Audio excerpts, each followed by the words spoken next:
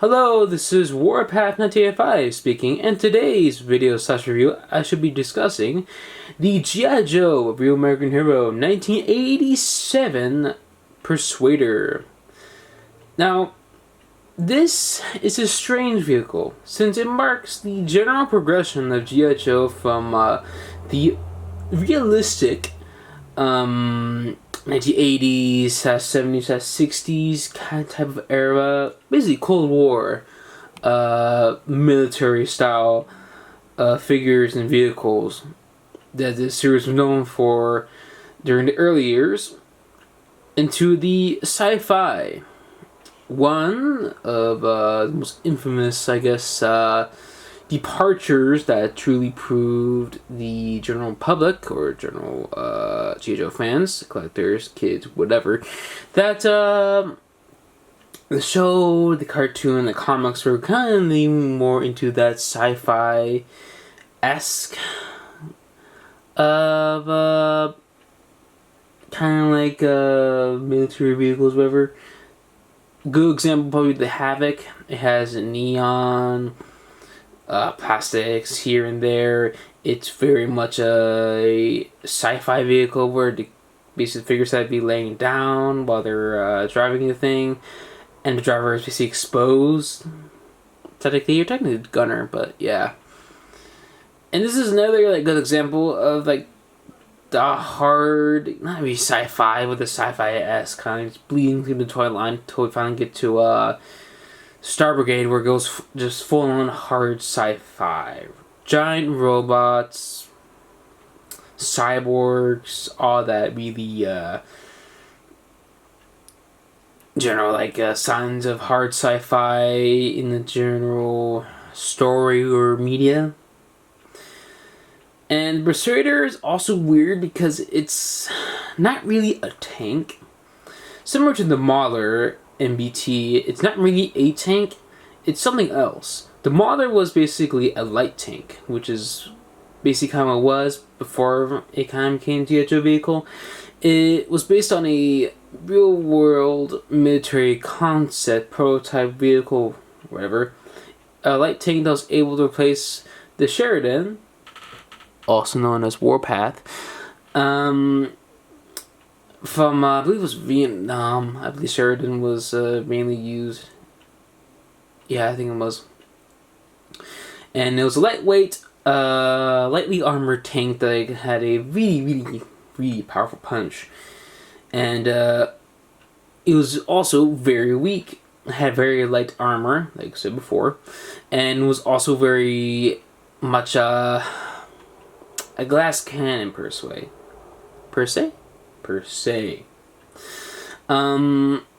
So yeah, this kind of falls under that same general field per se, because the Persuader is kind of a anti-personnel vehicle, especially because it is canonically known in general, its cards, whatever, that has general stats, weights, weight in, etc. Have it as it being more on the heavier side compared to the Mauler, and it's kind of that in-between stage of it being a lightly armored tank, and into the general field of just full-on heavy armor vehicle, and just a tank basically. The Persuader is, in my personal opinion, a APV, a anti-personnel vehicle, which for those who are military/armor vehicle nuts, you might be thinking about the Bradley, which I personally feel like that's what the kind of Persuader is kind of like is. Similar to the Bradley, it does have a bunch of, I guess best way to describe it, anti-armor features per se. It has 6 of these technically yellowish orange, not macaroni, it's a strange shade of yellow, not really neon, but it's definitely a strange shade of yellow. There you go. Yeah. It's very much a strange shade of yellow, I do have to say, like I said before. The missiles are quite unique since they're one of the few G.I. Joe missiles that rely on like a clip system instead of actual plugging system per se. Because majority of G.I. Joe vehicles, accessories, jetpacks, whatever, rely on the plug-on system where it just slots on in or plugs on to the actual vehicle via a peg or something else like that. But these use clips, which is super rare, and it's kind of like a good thing that's super rare because it can be bad. A good example of a clip system would probably be, I think it was the Rattler had a clip system, and another one that had a clip system. It's not really G.I. Joe vehicle, but it should be mentioned is the World Peacekeepers. I forgot what it's called, but it's a Chinese ICBM vehicle. Not ICBM, it's an anti-air vehicle. Where it relies on the clip system for its missiles, but because how like thin the plastic is, it can easily be broken off. And similar to that vehicle, these can be easily broken off as well. Since I bought this vehicle secondhand, and I'll tell you why later, why it has certain things either missing. Not missing, but actually, yes, technically it's missing. And certain things broken off. And I'll show you that a little bit later, but I'll show you a good example of what I'm talking about, how easily these things can break off.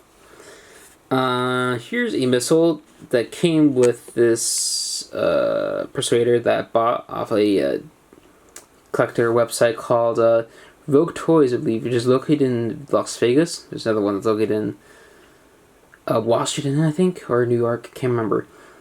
But yeah, you can tell like they're easily stressed. You see, kind of here is like a stress mark, and easily broken off. However, this kind of like also is a plus since the missiles are very restrained to properly sit and align. I'm trying to just put it back on there.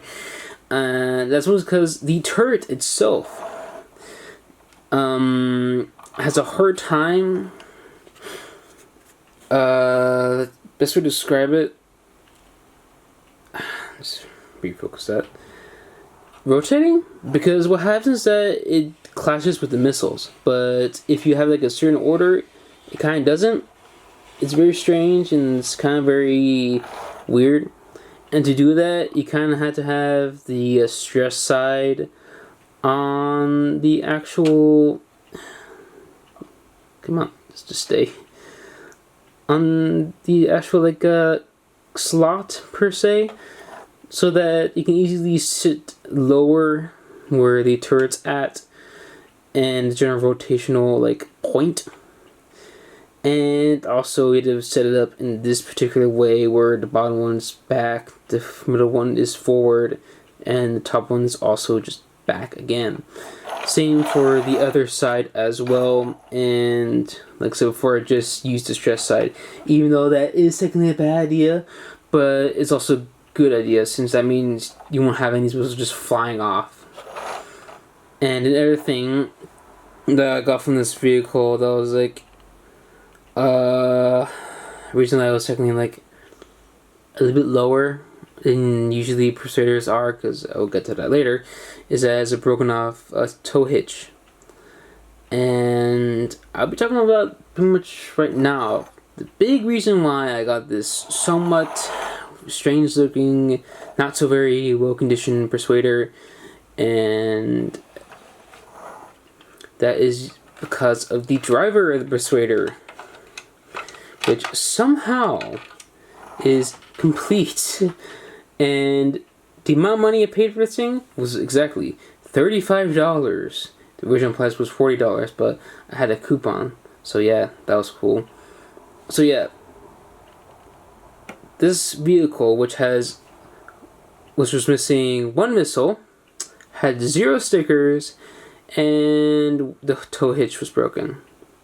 But somehow the original owner had trying to focus trying to focus into the actual figure itself, had a complete backstop. And I'll be talking about the figure slash character now. Now, Backstop is weird, is that he's the first Canadian G.I. Joe character. And, or general in the toy line, because I think they'll probably go to Quinn, technically. Like, technically goes to Quinn, even though I believe Eskimos are much deeper into Canada, more or less near Iceland, I believe, if I remember correctly. If I remember my general regional knowledge. I don't know, can't remember. But yeah, Backstop is a Canadian, and he was a former hockey player who apparently was so rough while playing hockey that he was forced to leave the country. And then he was so rough finding basically, I guess, staying in his new job, which was being a truck driver, because he was so aggressive, I believe it was. I think it was him being a truck driver, I can't remember. Maybe think about Armadillo from the Rolling Thunder, where he was very aggressive until he finally decided to join up the G.I. Joe team.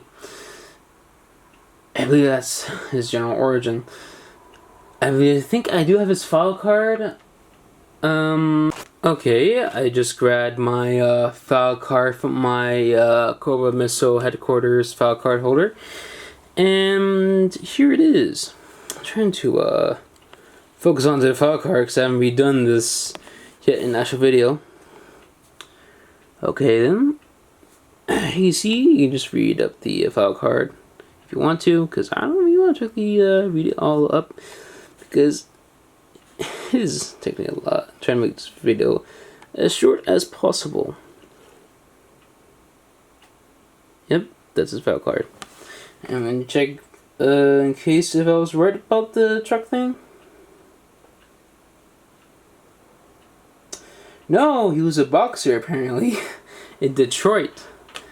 And for more fun facts about G.I. Joe stuff, later years had a different color of file card. Earlier years, this is a G.I. Joe staying a Comic-Con exclusive Cobra Missile headquarters, whatever, Cobra Commander file card, where they were like this tan, sometimes taking like an orange color, and later on turned to this blue, almost like a bluish gray color. I forget the actual color it is, but it's a color. So back to the figure. The figure is pretty well detailed, and since it's a later year G.I. Joe, it does have increased articulation, but it's limited in some other areas due to the mold. And yes, this figure is complete, and the figure does come with 2 accessories. 2 easily losable accessories, which once again continues the trend of G.I. Joe.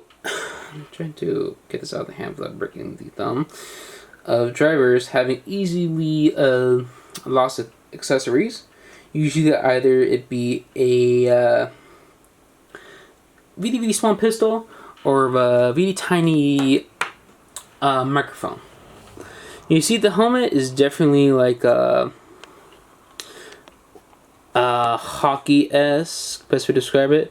And also motorcycle-esque, because the designer, Guy Cassaday, if I recall correctly, was a card designer or concept artist, whatever. Which basically kind of like makes it very obvious, kind of like the reason why the Persuader is what it is, why it's so very smooth and not very tank-like. However, it does become more obvious later on in the future that this is kind of like a little more modern, like the Striker, ABC is a very good example, or even the Abrams X with its really weird sharp angles. Such a thing is technically modern. So yeah, it's basically like a very futuristic looking biker helmet, or even a hockey helmet when you think about it, especially when you look at the figure. He also comes with this small little revolver, somewhat like a Magnum type of pistol, that I believe is a lot of people say it's probably from the 1800s. And the thing about the concept art for this vehicle is that it originally was supposed to be a Cobra vehicle, which explains its weird shapes again.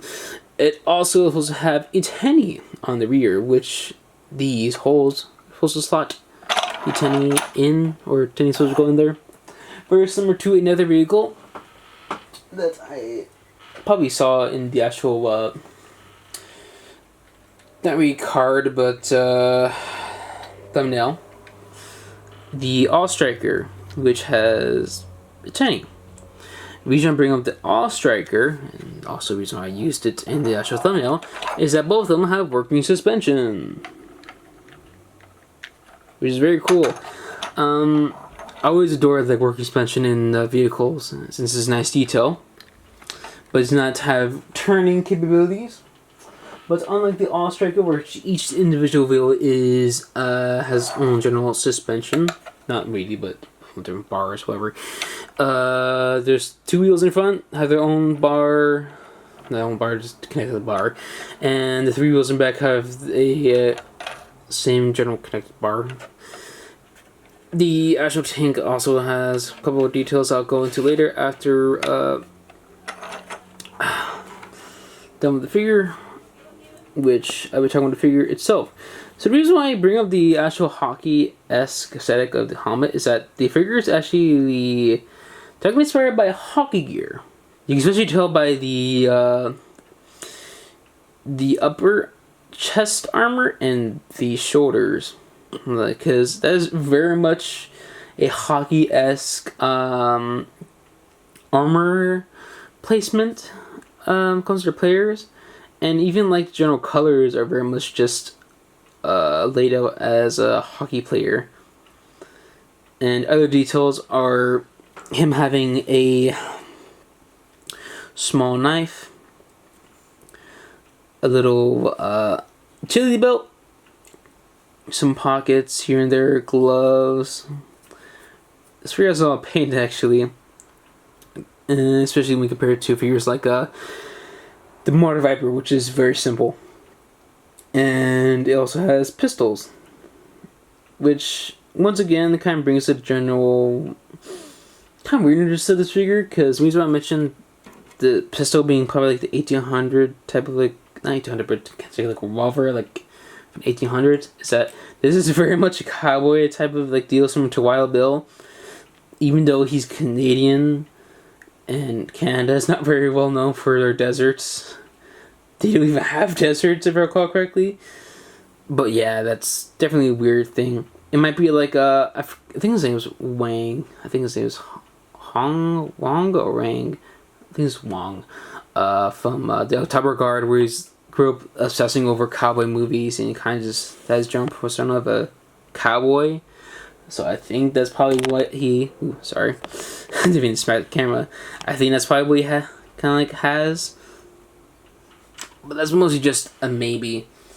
I'm mostly just putting on the helmet because this is technically articulation purposes. But yeah. Like a sip of... Oh wait, I forgot to talk about his face. First of all, that his face is a standard, like G.I. Joe detail. Someone being exaggerated, someone being very puffy. It's the best way to describe it. And it has some nice shiny black hair. Like the paint on is very shiny. I don't know why, but this is very shiny, high quality. But of course, how old this figure is, the sun paint has chipped off, as you can tell from the hair.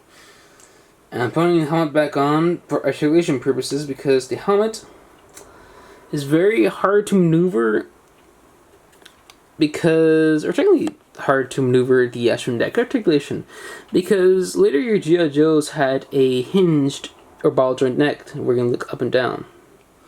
And of course side to side, but due to the helmet, it does mean that the helmet will just pretty much just move like just by itself, and the figure's actual head won't move like with it, so it'll pretty much increase more paint chippage on your backstop, which sucks.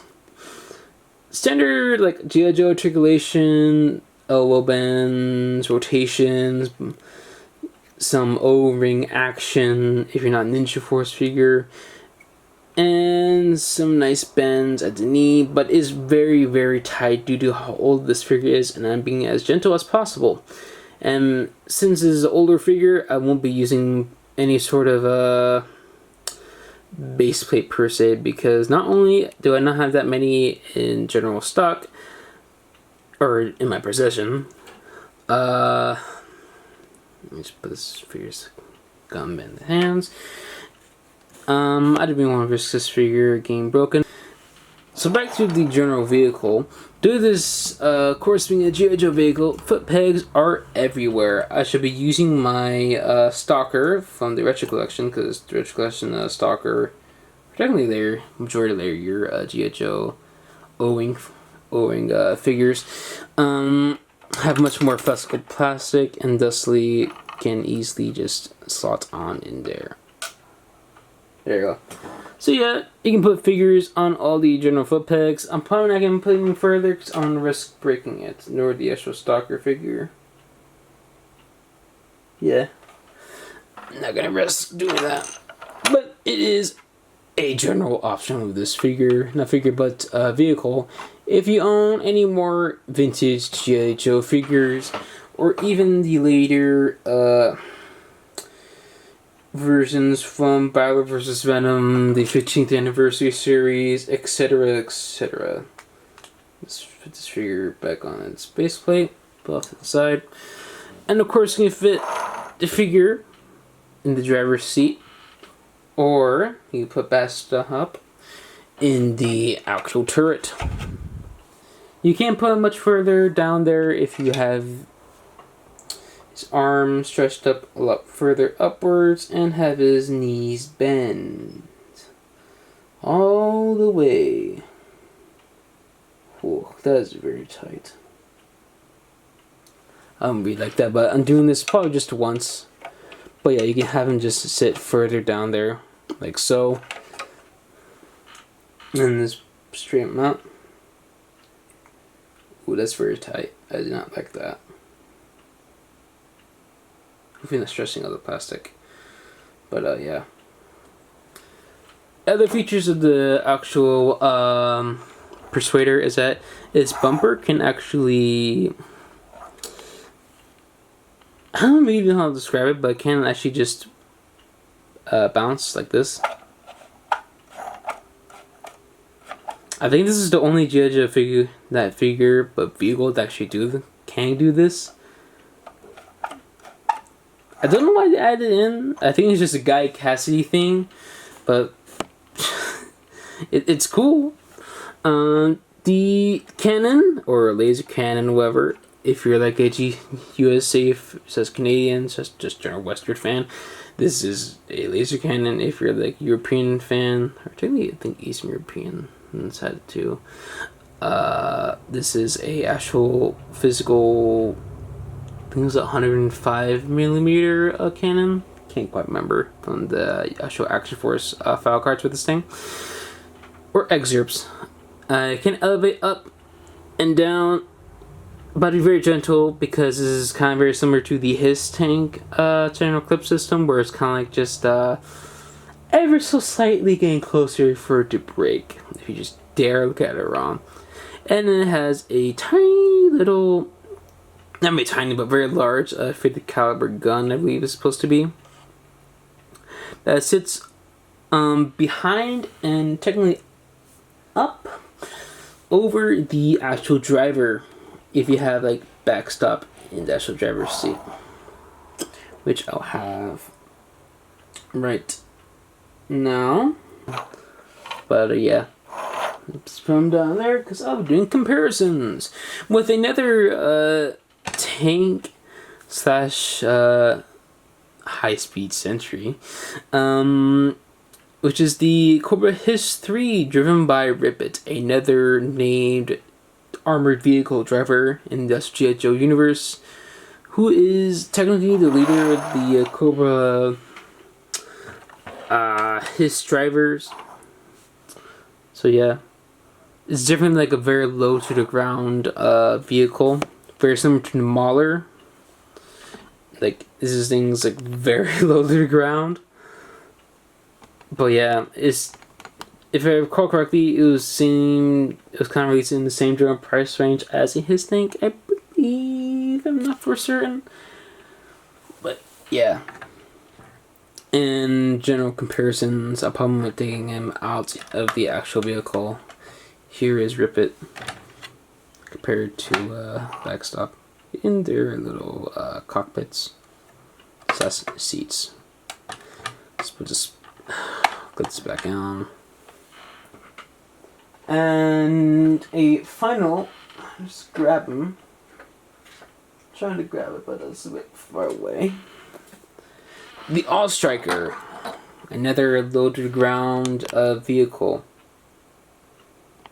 which is very nice.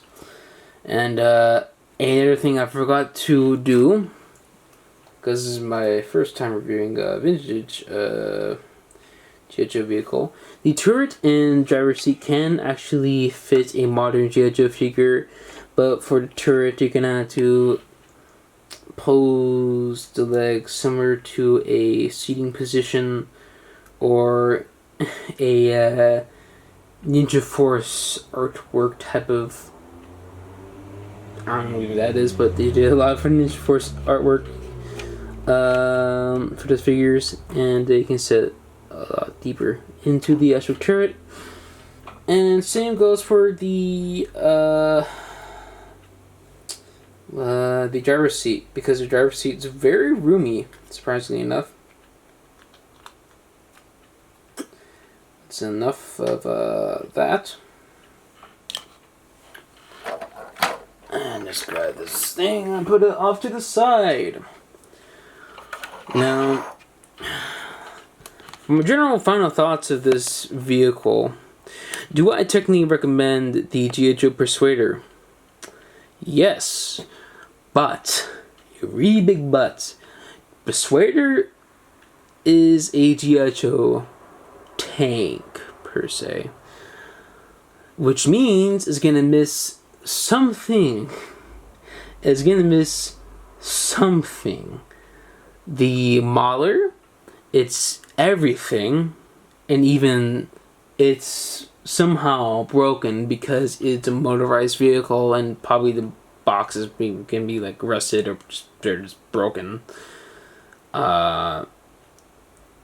If you try it out or anything like that, or even the figure itself missing like just that one accessory, either it be the binoculars or the helmet on Steeler, or the tiny little microphone included with heavy metal and the Mauler, or even any other figure, like I believe it was like Windchill. I think it's Windchill. That was included with the Blockbuster with his tiny microphone. I believe he came with a microphone or was like a visor. I can't remember. I think my thing about the Avalanche. But yeah, like every single armored vehicle driver has to have like that one accessory that's always missing. And Backstop is no exception. His helmet sometimes is missing on majority of listings. His gun is always missing in the majority of his listings. And usually those listings that have just a backstop, have just a completely just destroyed Persuader. I was lucky to find a Persuader in this condition with just a tow hook and a missile that were broken and just one missile missing. But a perfect, complete backstop. That is super rare. And the other time I found something at least similar was with, I believe it's actually a Toy Store, Burry's Comics, I believe it's called, where there's like a listing for a Persuader, complete and everything, and the great condition, backstop, complete and everything as well. That was for $28. It was there for about a couple of months before it was finally snagged, before I was able to buy it, which was a shame, but now I have it, which is great. Like, there's so many things you kind of have to like expect or at least be aware of before buying this vehicle or any G.I. Joe vehicle. Another good example would probably be the Imp. I own the G.I. Joe Vintage Imp, which is completing everything, and that was due to some random shenanigans of me with various coupons and etc. And I'm happy that it has all its little mines, but still, it's sad that other people are not that fortunate. Or even I have a complete Parasite and a complete Incinerator.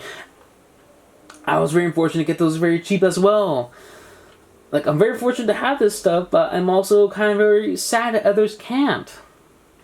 Which is kind of big, like, reason why I say but at the end of the recommendation of this vehicle. Because I recommend it, and I want people to, like, own this vehicle, because it's really, really good, like, armored vehicle. It's very underrated G.I. Joe vehicle, in fact. But it's somewhat untangible, and it's somewhat hard to find. And it's a shame. But that's all we had to say for this video. I guess like, comment, and subscribe.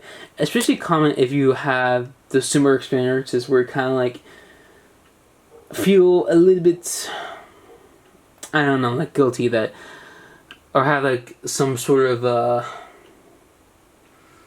I guess pity, I don't know how to describe it, for other collectors who can't be or not that fortunate as myself. But comment if you own this figure, tell me your thoughts, and yeah, I'll see you in the next video. Bye.